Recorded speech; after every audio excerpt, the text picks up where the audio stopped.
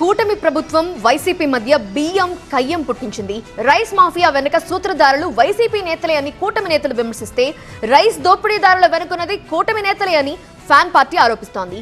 ఆ పార్టీ ఈ పార్టీ అని కాదు, బియ్యం దందా వెనుక ఎవరున్నా కఠిన చర్యలు తీసుకుంటామని ప్రకటించారు ముఖ్యమంత్రి చంద్రబాబు.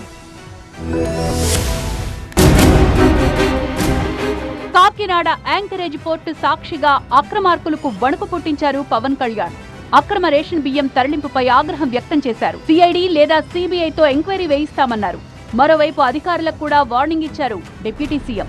ఇక పవన్ టూర్ ముగియగానే అధికారులపై వేటు పడింది.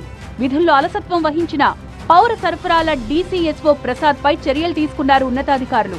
ప్రసాద్ను కమిషనరేట్లో రిపోర్ట్ చేయాలని ఆదేశించారు. దీంతో తర్వాతి వేటు ఎవరిపై పడుతుందన్న ఆందోళన అధికారుల్లో మొదలైంది. పీడీఎస్ రైస్ గొడవ పొలిటికల్ టర్న్ తీసుకుంది.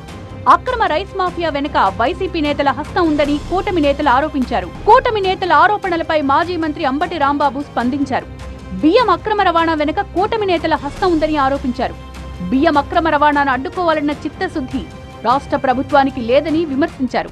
పౌర సరఫరాల శాఖ మంత్రి గారు ఇన్ని టన్నులు మీకు పీడీఎస్ రైస్ వెళ్ళిపోతున్నాయని చెబుతున్నారు కదా, ఆ పీడీఎస్ టన్నులు వెళ్ళిపోతుంటే పౌర సరఫరాల అధికారులకు తెలియకోకుండాను, ఆ శాఖకు నిర్వహిస్తున్నటువంటి మనోహర్ గారికి తెలియకోకుండాను ఆ టన్నులు వెళ్ళిపోతున్నాయా? కొట్టేస్తారు క్యాష్. ఏపీలో రేషన్ బియ్యం మాఫియా అంతు తేలుస్తామన్నారు ముఖ్యమంత్రి చంద్రబాబు.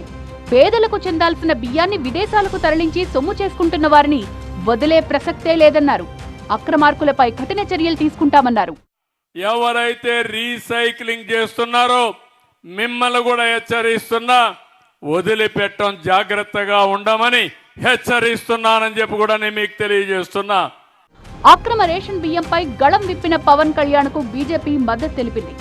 డిప్యూటీ సీఎం హోదాలో పవన్ కి ఎక్కడికైనా వెళ్లి విచారణ చేసే అర్హత ఉందని చెప్పారు BJP AP chief Purandeswari. Pawan Kalyan Kakinada పర్యటనతో రేషన్ బియ్యం మాఫియాకు చెక్ పడే అవకాశాలు కనిపిస్తున్నాయంటున్నారు కూటమి నేతలు.